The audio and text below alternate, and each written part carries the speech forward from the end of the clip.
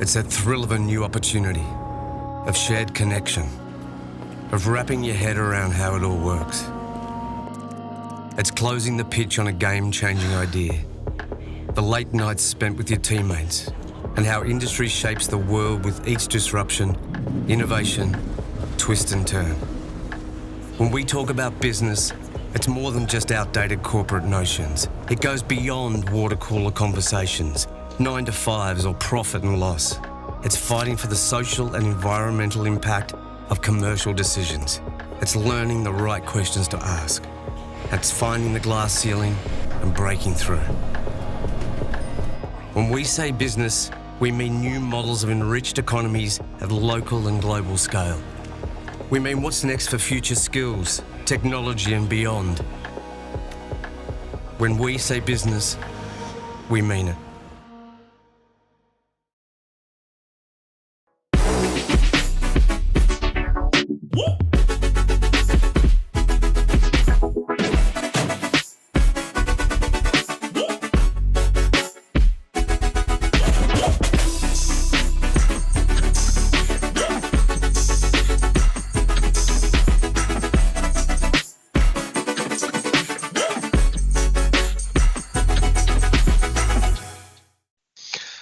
Welcome, everyone.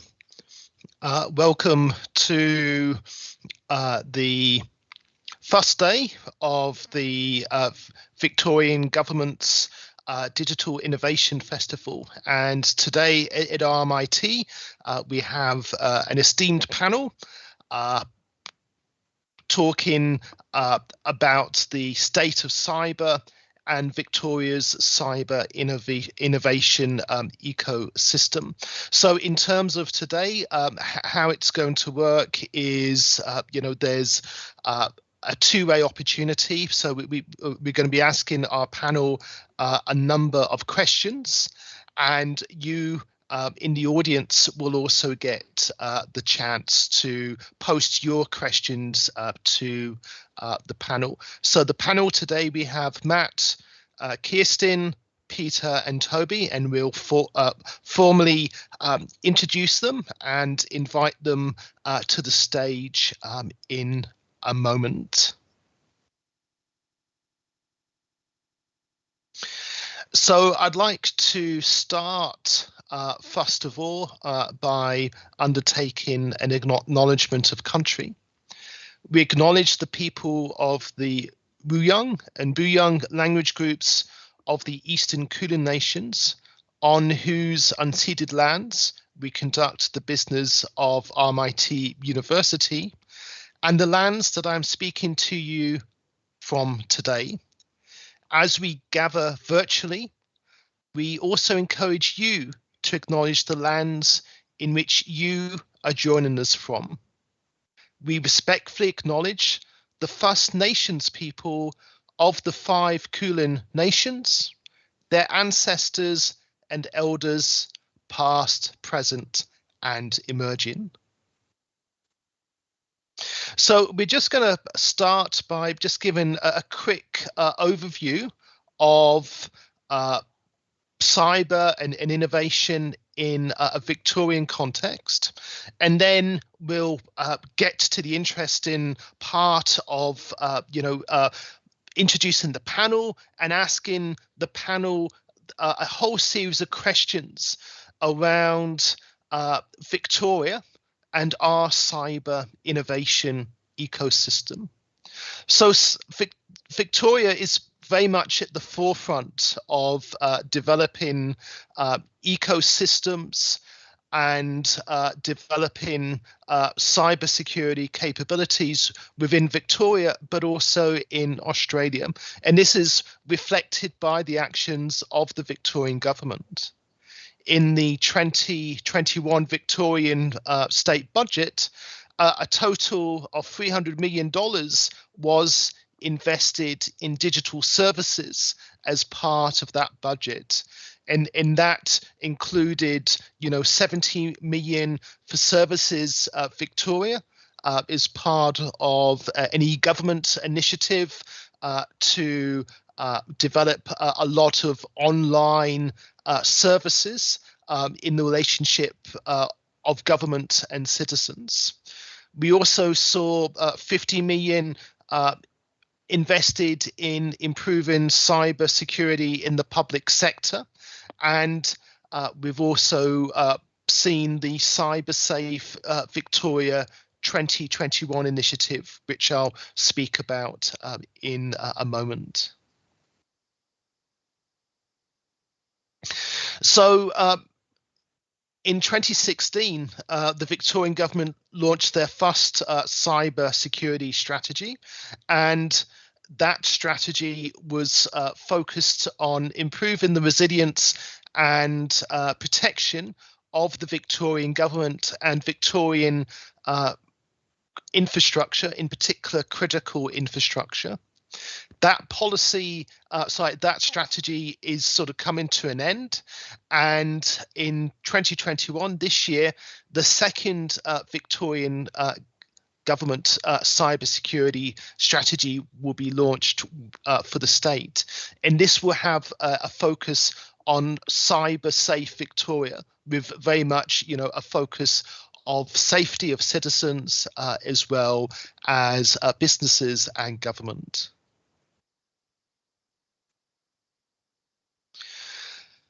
What we've also seen is the government investing in digital skills.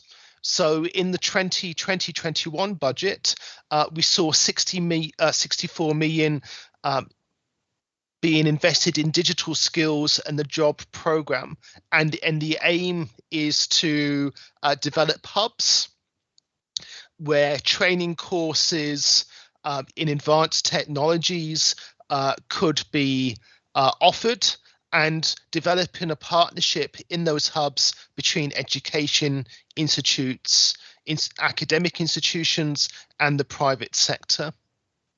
As part of this, 12 million has been put aside for the development of a purpose-built digital hub in the inner Melbourne suburb of Cremorne, which is next to Richmond. This hub will be one of Australia's leading urban technology precinct, with a focus on creating jobs, stimulating innovation, and encouraging the adoption of new technologies that will benefit all Victorians in their daily lives.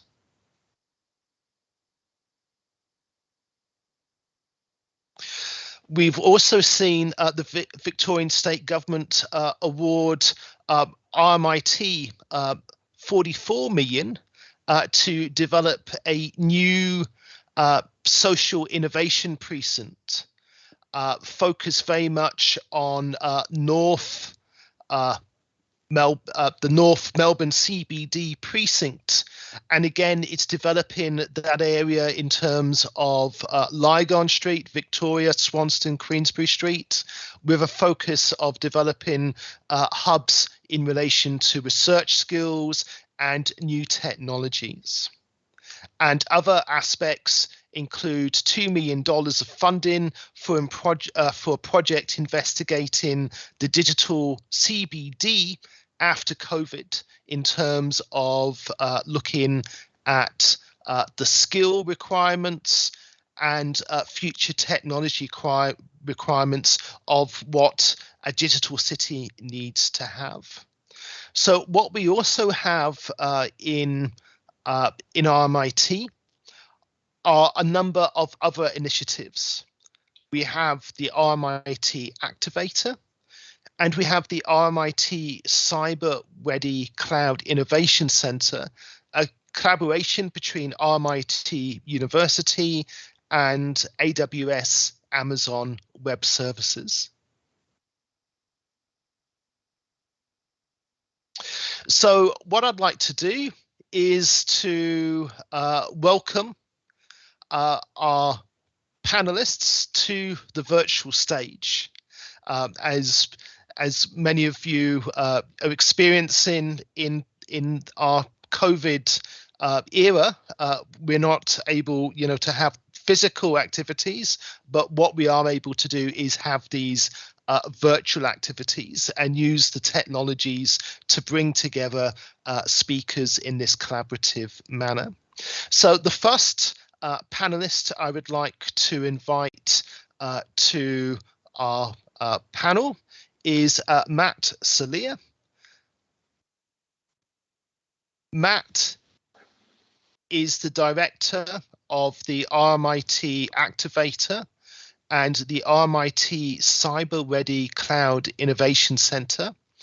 His key interests lie in cybersecurity innovation, scalable business models, the application of purposes and impacts to new venture creation, and the power of education delivered through innovation learning strategies.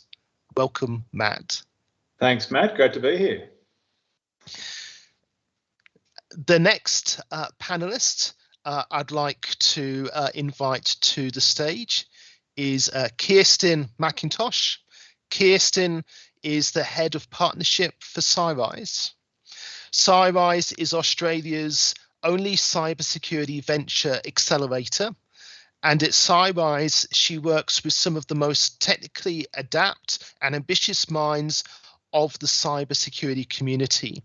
Before this, Kirstin worked in Europe and Asia in business development in both the private and public sector for over 23 years. Welcome, Kirstin. Hi there. I'd also like to invite to the stage Peter Soulsby. Peter is the director of NTT's security practice in Victoria. In his role, Peter is responsible for leading, managing, and implementing a constant and sustainable cybersecurity practice that supports NTT Australia's overall business strategy. This includes business and practice development and project management functions with a view to accelerating the growth and success of the cybersecurity practices in Australia. Welcome, Peter. Thank you, Matt. And finally, I'd like to invite to the panel Toby Motoi. Toby is a senior manager in the telecommunications and digital economy branch of the Victorian State Government Department of Job, Precincts and Regions. And he has worked on economic and industry development policy within the Victorian public sector for 11 years. Before this, he had roles in the UK in the consultancy sector and also with New Zealand government. He's worked recently on digital industry transformation, innovation, precinct, defence, automotive, and social enterprise sector policies and support programs. Welcome to the panel. Thank you. Hi, everyone. So we're going to start by asking the panelists some questions. But as I said at the beginning, the event is interactive. So on the site that you're using, in the top right hand corner, there should be a little cloud with a question mark. And if you click on that, you'll be able to type in your questions, and we would then be able later to ask those questions to our panelists. So I'm going to ask my first question to Toby. And the first question is, how has COVID-19 impacted cyber innovation in Victoria, and how can we use innovation as part of the COVID-19 recovery? Thanks, Matt. And yeah, great question. I think in thinking about the impact of COVID-19 in terms of the cyber innovation, it's really a story about digital disruption and the huge step change that we all experienced last year through having to pivot to operating in our sort of under our COVID restrictions. So, for example, the sudden move of essentially a decentralised workforce as we work from home and having to manage that, I guess, that network and those digital connections. We saw huge increases in online retail. Key services like education, for example, were suddenly pivoted in really short time to online. So in terms of cyber innovation, I think, suddenly the core of so many of our business models became digital. We've been talking about the transition for a long time, and we suddenly experienced a huge step change, and we recognised with that cyber security suddenly became, a real key enabler of that and our ability to operate safely and securely. And in terms of innovation, the business models that we worked from within our respective sectors had to suddenly pivot to address cyber as a core enabler of operations, but also to address large workforces working from home across the state and outside of the state. No longer just managing systems within a sort of a centralised part of the organisation, and with that technical challenge came a lot of behavioural challenges for all of us, but also for those managing cybersecurity in our organisations. Excellent. Thank you, Toby. And I'll throw open to our other panelists who may have a view regarding this.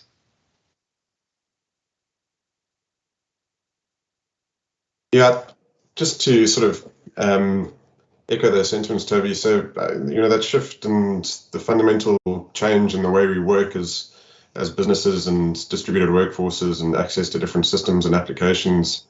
I think the role that innovation can play is that shift happens so quickly that for organizations, technology providers, service providers, and the entire ecosystem to keep up has been a very real challenge. And I think the role of innovation in the COVID-19 recovery and the impact of COVID-19 is really to plug the gaps that may have emerged as a result of that very fast shift in the industry and how we work.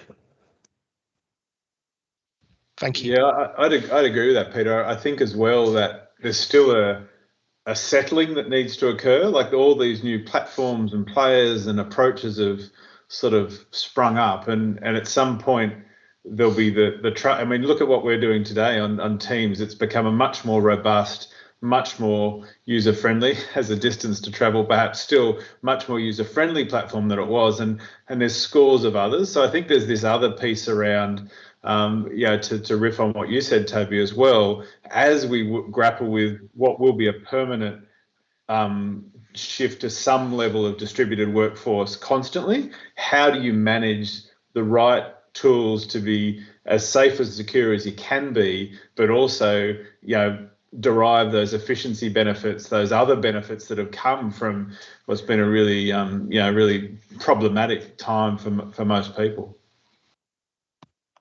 I think it's also fair to say that we've seen how cybersecurity for a really long time has sat at enterprise level. That's where the real money was, and trying to get it down into micro businesses and small businesses has been a challenge. And certainly, as Toby talked about, this step change, and we are having to see what we can do to be cyber safe across, whether it's our, personal scams, whether it's phishing in smaller businesses, whether it's ransomware.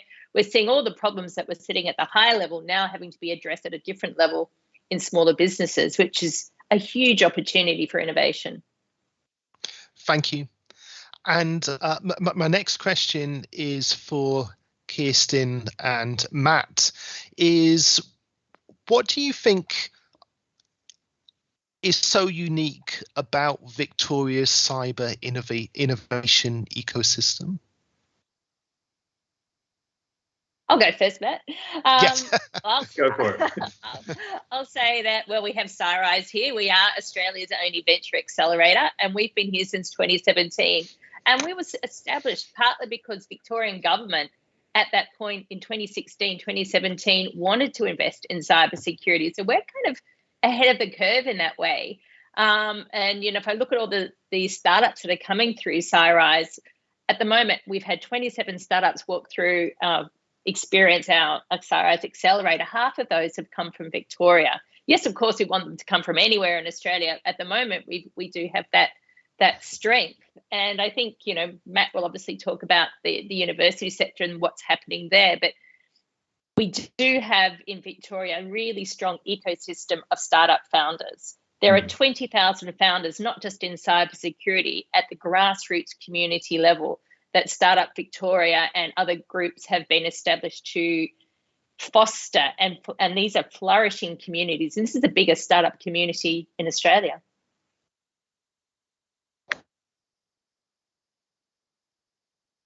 Oh, you're on mute, ma'am.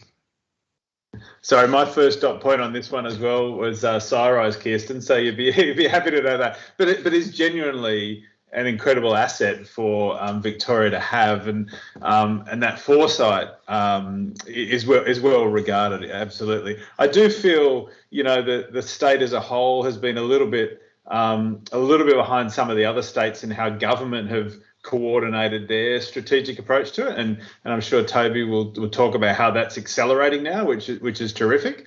But to the innovation ecosystem, I do think there's a tremendous foundation to build on. You know, the 10 universities in Victoria have tremendous depth in all of the disciplines that need to contribute to cybersecurity. And I say that intentionally because, of course, this isn't about only about deep tech, comp sci, mathematical algorithm development. It's across the spectrum, and there's some really interesting examples. We're doing a project at the moment with a group at Stanford University on ethical approaches for businesses to make decisions on in relation to ransomware. So there's the spectrum of issues that are across the cybersecurity space are really broad. So I think Victoria has an advantage because of the depth and the scale of the university sector, as Kirstin indicated I'd probably talk about, and certainly the way that we can continue feeding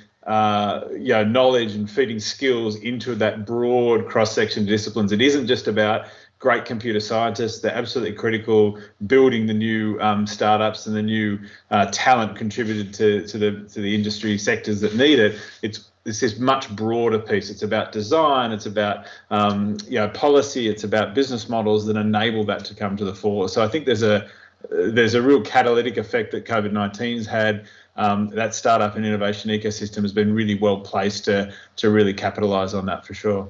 Awesome. Thank you, and I'll pass over to Toby and then Peter. So Toby, from a government perspective, what do you think's so unique about Victoria's cyber innovation ecosystem? Yeah, thanks, Matt. I think the Victoria's cyber innovation ecosystem is unique in the sense that while the sector itself is still relatively small, there's quite a strong foundations in terms of some of the parts of the ecosystem that Matt and Kirstin have just spoken to. So while we are now, as a government, sort of coming to a new approach in our development of the sector, which is more sort of a mission-led strategy, as we outlined at the beginning, so that we're not just focused on our internal operations. We understand that it's a challenge across the community, across society, across industry and in workforces. We've actually got a really strong foundation to work from there, and I think it's also reflected in the industry composition that while it is again a small and fast growing sector, we already have some real success stories of successful Victorian born firms that are sort of operating globally and already in those global markets. I think the challenge for us is the scale of the sector and the sector maturity, and leveraging those investments that have been made by governments, over the last sort of 5+ years, and within universities and with industry, to really bring that ecosystem together and develop that maturity and scale, and be able to respond to those challenges that we face across society, across industries, and sort of bring cyber to a level where it's able to do that as a sector. Thank you.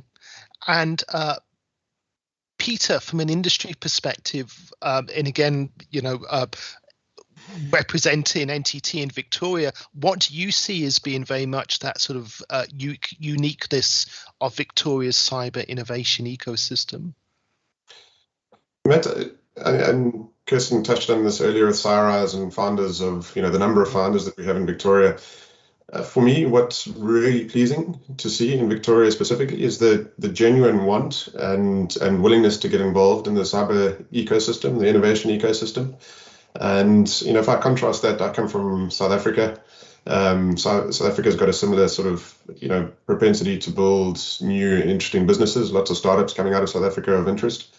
But again, contrasting that to Victoria specifically, I view Victoria as unique in that a lot of large enterprises, a lot of large service providers are willing to take the time, the effort, and actually invest in the innovation ecosystem, which I think is makes Victoria particularly attractive for cyber startups and for cyber innovation, because having interest in innovation is great, but actually putting your money behind it and time behind it, I think actually makes it far more attractive. Excellent. No, thank you. Thank you for that, Toby and Peter. I noticed that we have many questions coming in from the audience, which is excellent, and we'll start asking those questions in a moment. I have a final question before we go over to the audience questions, is in terms of skills. And I'll ask Peter from an industry perspective first, is what skills do you think we need to help build our cyber industry in Victoria? Matt, that's a good question, and it's one that, funnily enough, keeps me up every single night as someone in charge of running a business here in Victoria. I see that talk about what skills are needed. I mean, the short answer is more of all of them. With the borders closed and challenges getting people into Australia at the moment, we do have a very real challenge that we are sitting with as an industry, and interestingly enough, I see innovation again playing a key part in how we solve those skills challenges that we have as an industry. I'd argue that some of the skills that we need to invest in, more time, more effort, more money in the industry is young skills coming out of university, intern programs, graduate programs. If I look at the way that NTT here in Victoria, we've got a successful internship that we run, and this year, we hired 80% of the interns that came through our business into graduate positions in our business, and for me, the real value in those young skills, those new, that new way of thinking, is that really challenges my business to rethink the way that we do things. I would jokingly refer back to an example where I had a very, very senior person in my business, sort of 20, 30 years experience, and he came to me and said, having just recruited a new startup who was very fresh in the industry, my more senior resource came to me and said he's no longer needed because 95% of the things that he can do, this youngster can do with Google search and everything else. So that new young thinking, just challenging the way that we do everything as a business and as an industry, I think is particularly important. So my focus as a business leader is investing in intern styles or internship programs and the graduate community, because I really see that with borders closed, one, that solves a skills shortage that I've got, but two, more importantly, it challenges the way we do things as a business and forces us to rethink and get better at what we do. Thank you. And Matt and Kirstin, from a sort of a cyber innovation perspective, what do you think are the skills that we need to build our cyber industry in Victoria? Sorry, Kirstin, I'm jumping in. So, I think, again, a bit of a demystifying the fact that that cybersecurity isn't just this thing that happens in dark rooms in the bowels of an organisation or what have you. It is actually pervasive in how we all live our lives in an increasingly digital connected world, right? So this idea that every member of the community needs to be much more cyber resilient, much more aware of their interactions in a digital environment and what they should be doing to protect themselves, and thereby protecting the organisation they work for, protecting the institutions they interact with. So I think there's more that can be done about sort of broadening that understanding of the importance. Certainly a lot of the work we do is focused on not discipline specific, as I mentioned, but actually really broadly saying everyone needs to be aware of the cybersecurity landscape. Everyone needs to think about how they might understand that problem and opportunity space better, and therefore contribute to it in a meaningful way. Now, that could lead to creating a business that addresses a particular problem for an SME or a large enterprise, or it could just lead to making sure you navigate your life in this digital world in a far safer and far more informed way. So I think that lifting up of that awareness is important. We've done a project or two with the E-Safety Commissioner, and it's not for lack of large amounts of information out there about how to be much more aware. It's that accessibility and sort of demystifying perhaps the space that's there. Thank you. Kirstin? Yeah, sure. I would like to back up Matt up on that, because whenever I tell anybody I work in a cyber security accelerator and they're not in the industry or they don't know no startups, they get both those words together become incredibly intimidating. It's almost like their heads explode and they don't want to talk to me. They will just run away from me if I'm at a party. So I think demystifying what cybersecurity is a really important thing.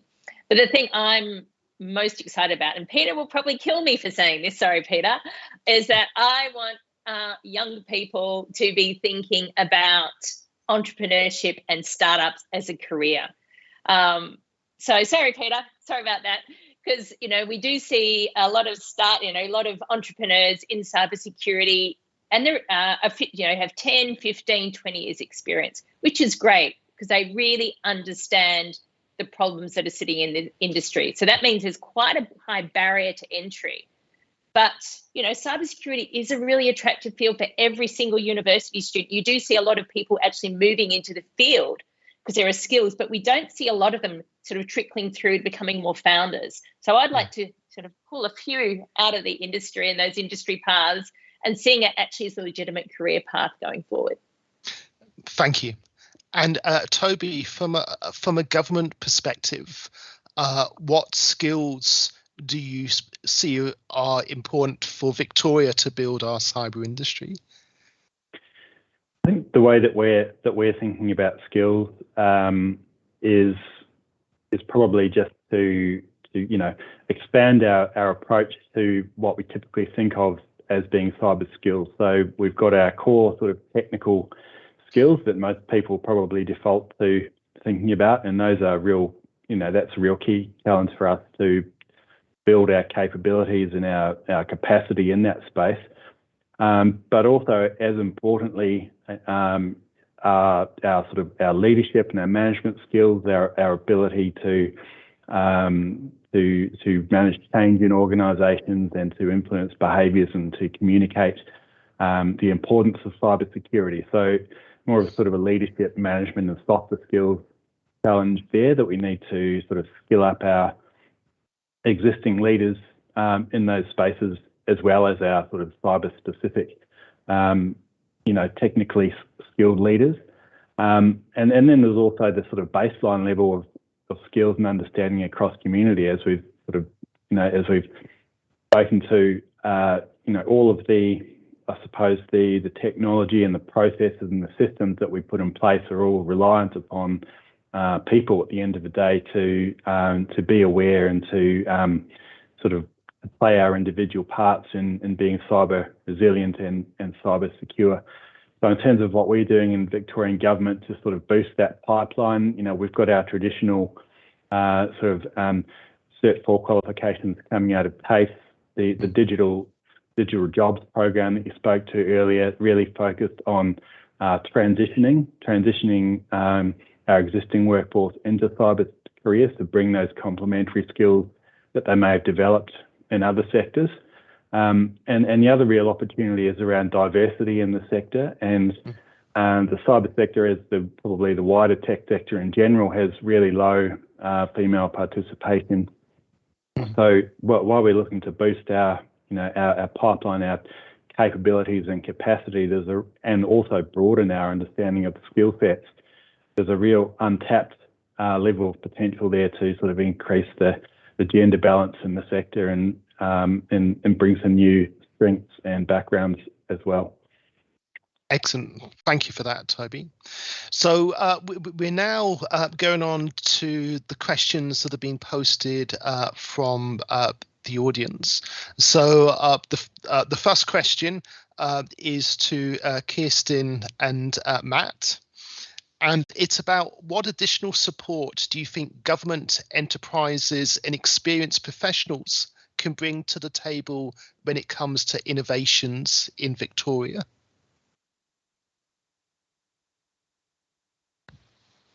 Kirstin, do you want to go first? Do you want me to have a crack?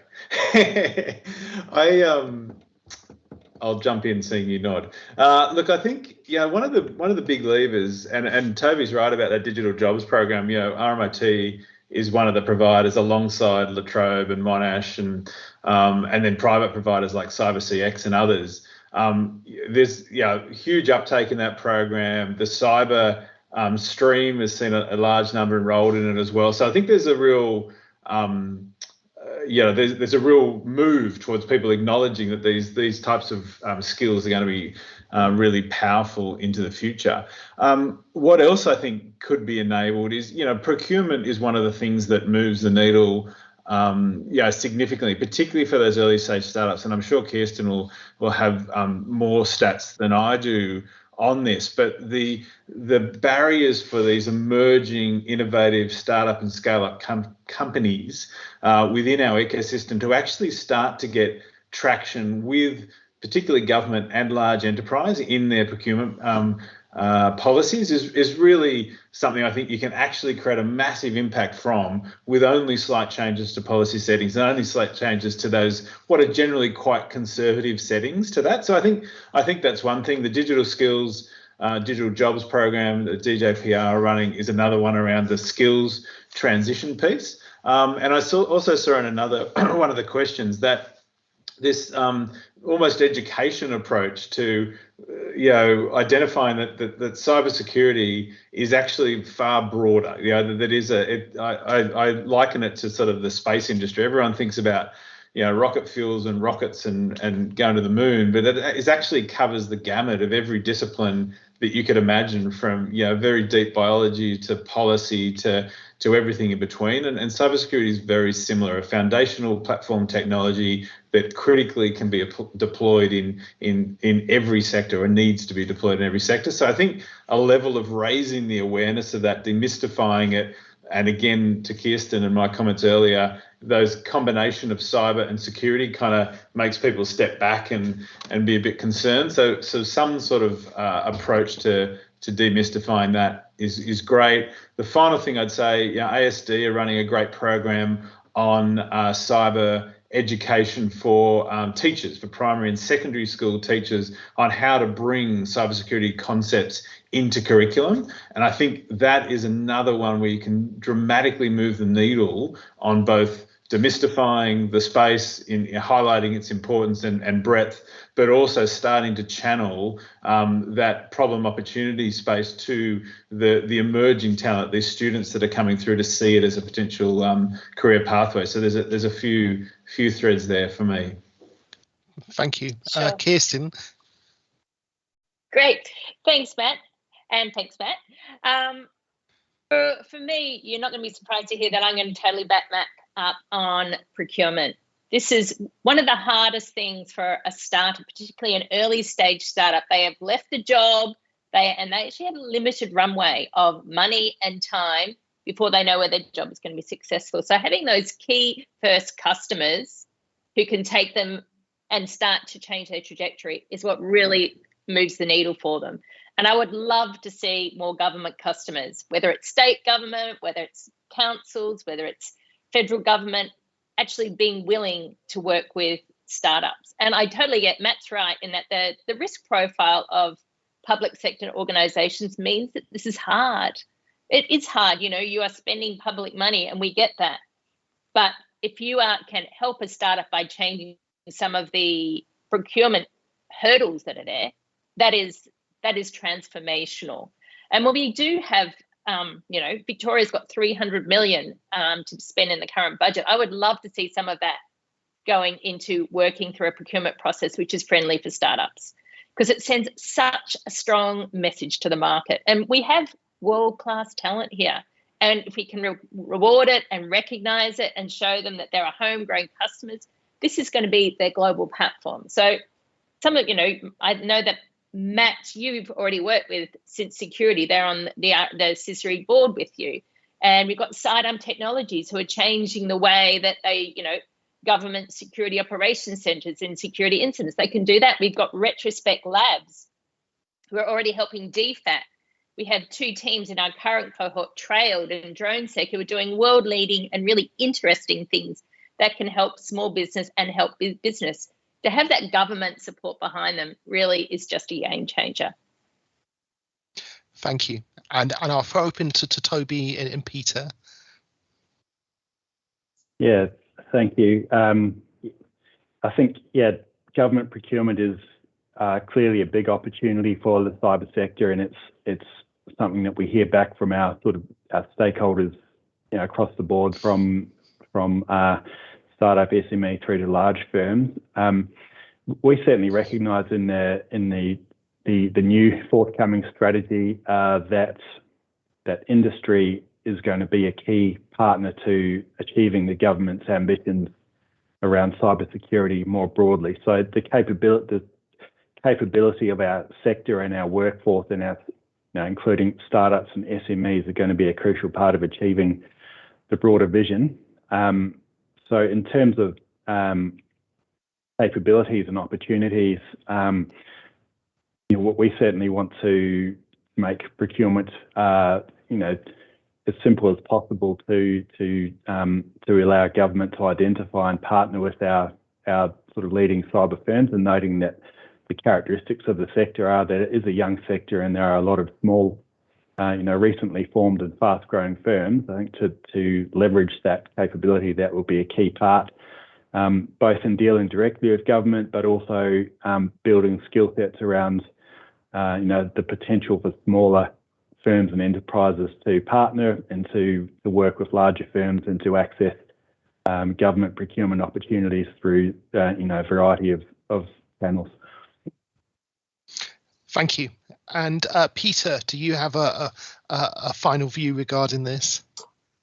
Yeah, I'd absolutely. I mean, I concur with everything that's been said so far. If you think of different industries and in the world of cyber, financial services, very mature, large budgets, and always doing, the next things, and innovation can absolutely play a role there. If I look at other industries such as healthcare have got very unique devices sitting on the networks. Not often that the industry can keep up. So there's definitely innovation opportunities as it relates to cyber and healthcare. Critical infrastructure, same thing, large OT networks. Everyone will claim to be OT security experts, but OT is it's a fast maturing world, and again, innovation can play a massive role there. I think in the public sector, there's huge opportunity. I'm not too sure how to solve that. Whether or not it's a sort of a panel approach where you get cyber startups and the concept of innovation through procuring through a panel, or what the answer is. But I definitely see the role that the public sector can play in nurturing innovation. It's already there from a fostering, creating the ecosystem to build startups and focus on innovation. But I think that, so the next level for public sector is how then to consume that as and actually participate in, procurement, to everyone's point. Excellent. Thank you for that, Peter.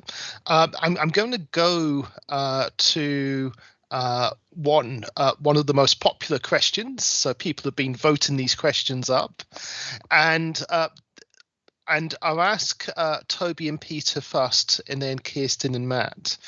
So, what the question is: around the world, we see countries such as the USA, Europe, China, Israel have established a serious capacity in cybersecurity. Where do you see the role of Australia in that global capacity, and not just in startups? Should there be, particular areas that Australian cyber companies should be focusing in, or should we still be trying to compete against those established areas? So, Peter, from an industry perspective, and Toby from a government perspective. Toby, do you want to go first? Yeah, happy to have a go. I think that's a really good question, and probably, there are a range of, preconditions that have led to the countries that you've mentioned developing, probably a competitive advantage and a scale in their cyber industries. And, a big influence on that has been investment through defence sector, for example, and the sort of flow on the spillover benefits, if you like, from out of that sector into other sectors. And I'm not sure that Australia would sort of be able to compete with that level of investment in that example in the long term. But the way that we see cyber, well, in Victoria and probably in Australia as well, is it is a small but fast-growing sector. And I guess to bring it to the Victorian example, we see the big opportunities are actually around building cyber capabilities across our key existing large sectors that are already have a competitive advantage in global markets, that are pivoting their business models to respond to COVID, that are leading digitalisation of their business models. So focusing on the growth of those sort of key future industries, we can thereby drive demand and build our cyber sector off the back of those. While also, as we build that scale and momentum, there will be areas of our cyber sector itself which develop their own niche offerings, and noting that there is actually a strong level of export capability in the cyber sector relative to other sectors. So the firms tend to get to a global, at least be globally connected into markets earlier than firms in other sectors. So those niche advantages will emerge as the sector builds scale. Thank you. Peter? Yeah, I'd agree. I think I deal with sort of companies coming out of Israel, America, and others reasonably regularly, and it's a large part of that ecosystem is off the back of defence.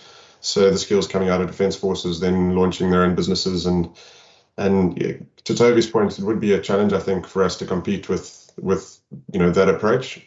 However, I think the good news for all of us is that Australia's propensity to be early starters, early adopters of new technologies, and also the willingness of organisations in Australia to invest in innovation and invest in new technologies, I think is absolutely something that startups and new sort of innovation agendas can take advantage of. And I think that, that for me is absolutely a strength of both Victoria and Australia, and an attractive value proposition for startups. If you're in countries that may be less mature in their approach, or less sort of far down the road in their adoption of new applications, new cloud technologies, new services, new concepts, then perhaps you're in startups is not the most attractive thing. But here in Australia, I'd argue that we're certainly ahead of the curve economically, financially, thought leadership wise, and that's definitely something to be taken advantage of in the way we approach innovation and startups. Thank you, Peter. And I'll throw over to Kirstin and Matt, really from your unique perspectives from the cyber innovation perspective, is how can Australia compete against these other global markets, or do we have to compete? Yes, we definitely have to compete. There's no point in having a startup if you aren't going to be ready to compete on the global stage. That's the type of startups that we always look for. We want them to be globally ambitious, and we know they can be. They have to be world class, and that's. But I often get asked, what sector should, CyRise specialize in? And we just see there are really no trends. I can certainly see there are areas that it's harder for us to be in. For example, automotive, because we just don't have an automotive industry to be, to bounce off. Are we going to have, we've got a lot of great fintechs there. For me, what part of the success would be if our fintechs, people like Afterpay who are based in Melbourne, like Prosper, like Tyro, those ones, if they are seen as, the hardest fintechs to get into because they have great cybersecurity, then we are doing our right job in that market as well, because we are helping those tech scale-ups, give them the security foundations. And when I talk to some of the tech leaders in those organizations, they are very aware that product security is imperative for them. And it's not just enterprise-based security. So at the moment, we're seeing lots of interesting ones. I'm seeing more in the critical infrastructure. Obviously, nearly all the startups we see are SaaS services rather than hardware. We're seeing a few hardware ones, but I see more software. And I probably wouldn't go any more specific than that. But Matt, you might have a different view. Yeah, no, I don't. I think you're spot on. I think fintech and health tech. If you looked at where you could really, sort of lean in and have an impact, that for Victoria and frankly for sovereign capability for Australia would be two areas where I think you could make an impact. I think I'd probably slightly differ that I'm spot on. We need to have globally competitive startups and industries built, but I also think that there's whilst the skilled migration visa is obviously currently not a tremendous, is not really a solution to this, we do have ability to tap into talent in a much more democratized way around the world. So potentially there's opportunity there that hasn't been realised yet. There are some challenges with some of the defence-based projects here and foreign nationals doing that work, and that will probably always have some element in it. But I do think we can perhaps target a few of those industries as a country and have a bit more of an impact, but think more broadly about where skills and talent could come from. Thank you. We're coming to our sort of final question from the audience, and again, it's been voted up, so it's the most popular question, and that's how to drive diversity into the cyber workforce, whether that's from culturally, economic, gender. So, Kirstin, with your experience of working with CyRise, what's your views on how to increase diversity? Oh, this is a tough one. It's one I firmly believe in, and I would love to see a greater diversity of startups being founded, particularly by women. There are some great groups out there already doing this work. I would give a call out to Australian Women in Security Network, who do an amazing job, and they are supported by the whole industry, it's fair to say. It's starting to have they mentor younger women students coming through the industry from many of the universities, and they're starting to bring up important topics that are detracting from the industry. Not just in the tech, in tech sector, but particularly in cybersecurity. I do believe that a lot of for me, tech startups the startups we work with are product based, so they have a base of being able to do coding and engineering, and that in the past we haven't seen a lot of women in those fields. So it's more and more women we see in signing up into the STEM system, the more founders we will see. It's not, I wouldn't say it's a quick fix. We can't just say, more women, you're welcome, come in. It is a pretty big systemic issue that we can all tackle together. But it is certainly promoting women. It's showing them that they have mentors and role models. It's Showing them that they have the opportunity and the talent. I would have never have thought, if you'd asked me when I was 14 that I would be working in cybersecurity, I would have laughed my head off. It wasn't a field that I even considered. So giving the people that opportunity to see it as a career choice is really important at that very young level. No, thank you. And I'll throw open to the rest of the panel if you have any sort of brief final sort of comments on how to, increase the diversity in the workforce. That's a big question, man. I totally agree with the gender equity piece, and continuing to really focus on making sure we're making the industry accessible for everyone, regardless of that gender or background. I think there's probably within that question, it refers to sort of non-technical, and I think it's really important to focus on that point as well. That the threats that we face and the organisations that are being built to address those threats represent a community that's as broad as it is wide, right? So if you don't have that breadth within your team and within your organisation to interpret that, to act on that, then you're setting yourself short. That includes gender, it includes socioeconomically and culturally diverse. So it's really important to focus on that no matter what the type of business you're building and what sort of industry you're in. And I think the non-technical skills, those human skills, being able to communicate, being customer human-centered design in your product development, being able to work in teams, being really focused on ensuring you're meeting the needs of the problem, not just solving for the technical. I think that part of it, the non-technical part in that question, is where I'd focus in on. The technical qualifications are well regarded, well spoken about, pretty easy to come across. It's how you bring the technical with these other pieces that creates that diversity that's needed. Okay, no, thank you for that. And I'm afraid we're coming to the end of the panel. I've got a feeling the panel could have been here for another hour talking about these issues, and we have so many questions posted. So my apologies that we weren't able to get to all of the questions. I'd really like to thank Toby, Peter, Kirstin, and Matt for being part of the panel today, and really, being part of the first day of the Victorian Government's Digital Innovation Festival.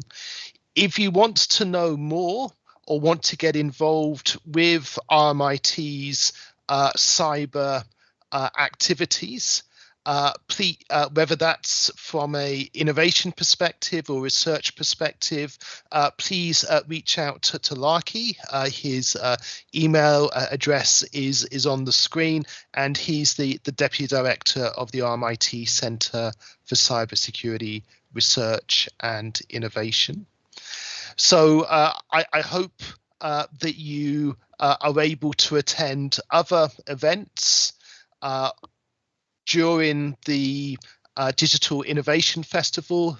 The festival is going on for several weeks. There's, a whole range of events, and due to COVID, it's all sort of online that you can sort of take part in, and really is a great festival set up by the Victorian Government, really to highlight innovation across the whole of Victoria. And finally, just to sort of make you aware that we have our Activator Innovation Month. We have a QR screen QR logo that you can click on there to have find out more information about what's possible, and that's running between August and September. And again, it's really talking, about the different activities of the RMIT Activator entrepreneurship that occurs here at RMIT. So thank you again for the panel. Thank you again for our audience. After the event, there will be a recording of the panel uploaded to our YouTube channel, so there'll be an opportunity for attendees to revisit the presentation at a later date. So thank you everyone, and I hope you have a great day.